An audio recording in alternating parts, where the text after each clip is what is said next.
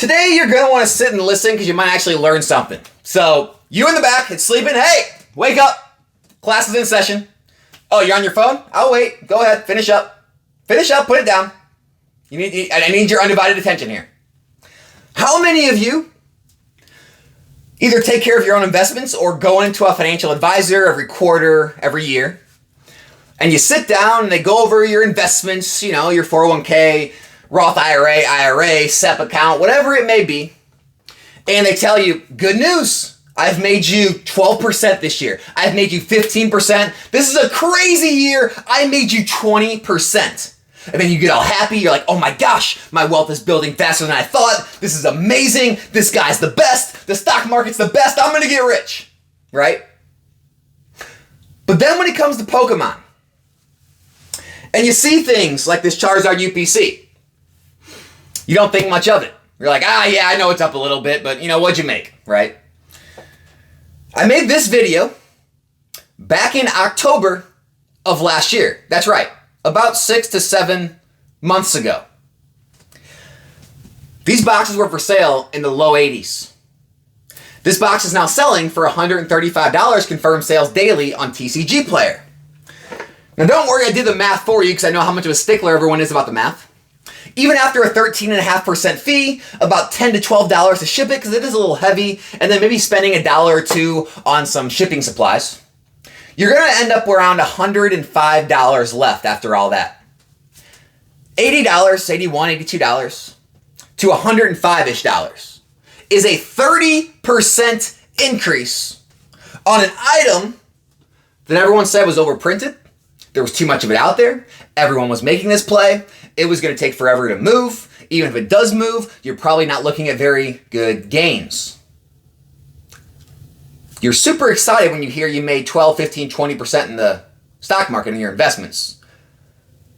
You see a Pokemon item move 80, 90%, even after shipping and fees, 30%, and you're like, no big deal. Let me throw something else at you. How many of you dig through your 401k and you look at all the funds you're invested in and actually dig through those funds to see how every holding in those funds is performing? Do that when you're bored. Go look at what the highest level stocks are performing in that fund and the lowest level stocks are performing in that fund. I figure we do it for Pokemon because that's what everyone wants to do, is point out the flaws in Pokemon investing, right? Battle Styles, Vivid Voltage, right? Yuck. Darkness Ablaze, there's nothing in there. 3 of the lowest performing sets in this era. And you're still up 30, 40, 50%, depending on when you got in on some of these. You're still up 30, 40, 50% on some of your worst holdings in the past 2 to 3 years. Go let me know how some of the worst holdings in your mutual funds are doing. I guarantee a lot of these funds and indexes have stocks that are actually down over the last 2, 3, 4 years. Down. But that's what a mutual fund is. That's what all these investments are that you invest in, right? They're funds where they put a bunch of different stocks in where, you know, some are going to be up some years, some are going to be down some years. They're going to average out and they're going to produce you a normalized return of 8, 10, 12, maybe 15, 20% in the big years. Maybe you're down in some years. But that's what these are. So when you look at Pokemon boxes as a fund, and you got the base set, the Rebel Clash, all the low performers, then you got the high performers, like the Evolving Skies, the Lost Origin, Fusion, Chilling. You get the medium range, the Silver Tempest, the Brilliant Stars, the Astrals. And you put all that together, now you have a mutual fund of boxes. Now you can compare that to all the other funds and investments you have out there. Tell me how that stacks up over the last 1, 2, 3, 4, 5, 10 years, right? It's so easy to point out the low performers and say, well, if you would have got unlucky and bought that box. Got unlucky and made 30, 40% in 3 to 4 years? Is that unlucky? That's the average what you're looking to make in some of these other funds and indexes. Am I right? What if you got unlucky and invested in some of the stocks that are underperforming these indexes and these funds? Well, now you're losing money. At least you're not losing money in Pokemon. And this is one of the biggest things people fail to understand, is that the low performers, the terrible sets, the worst performing items in this hobby, the Crimson Invasions, the Steam Sieges, they still outperform even though they're the worst. You can't say that for the worst stocks or the worst cryptos or the worst NFTs. You can't say that for those.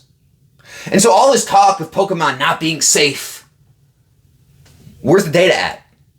Is it not safe because you're too emotional about it?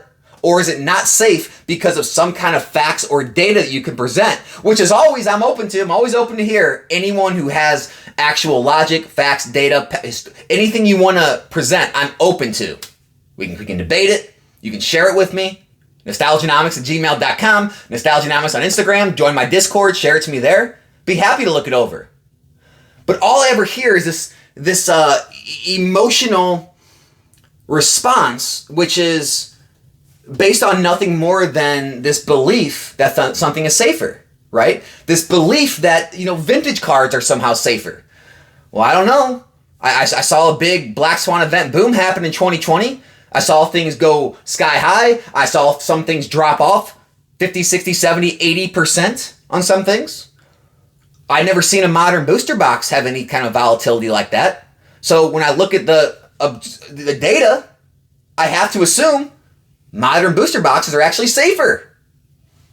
I've seen stocks lose 10, 20, 30, 40, 50, 90% of I've seen stocks go bankrupt.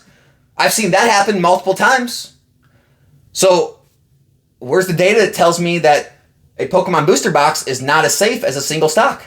We've seen crypto lose more than half its value multiple times on coins. It's recovered, but it's lost its value. We've never seen these modern booster boxes lose half their value when bought in at $80, $90, $100. So again, how are these not considered safe? Do you see what I'm saying? Make sure when you're making up your minds on all these things, on what's a good and a bad investment, a safe place to put your money and not safe place, make sure you're backing it up with facts and not just what enough people out there repeat enough times and enough, people say that it almost becomes true because enough people say it.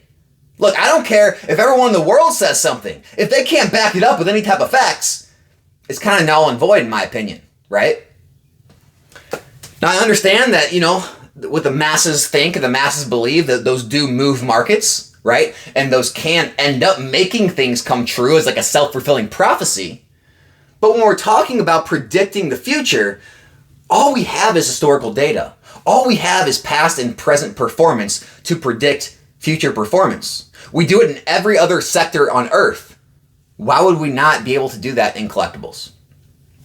The only reason would be what we always hear is that this is all going to fall apart at some point because everyone's going to stop trusting it and stop collecting and stop paying these prices and all the, euphoria will wear off. And I mean, it's literally the same argument you could use for any type of paper currency in the world, really, right? Every currency is based on the trust, right? Everyone trusting that currency is worth what everyone says it is. And so it's traded. Well, the same thing goes for Pokemon. So, I mean, if Pokemon can fail, well, hey, the dollar can fail. Other countries' currencies can fail. We could all be back on the barter system. I'll trade you, a couple goats for you to come repair my house.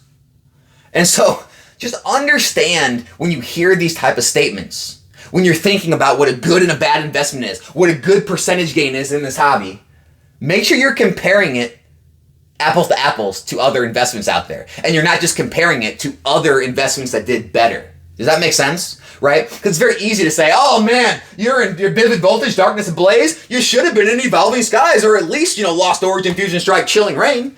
It's like, or it could have been in, some of these stocks that haven't seen a gain in the past 2, 3, 4 years.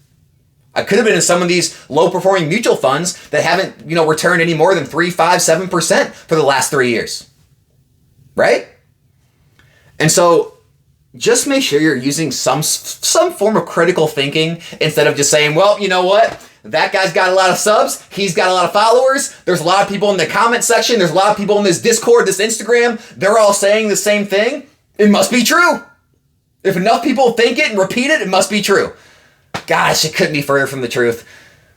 Make your own decisions, guys. Think for yourselves. Try to back up your decisions with facts, data, historical data, actual performance. That's all I got today. I hope you learned something. My name's Alex. This is Nostalgianomics. Happy Saturday. Be back here in a new one soon. I'm out.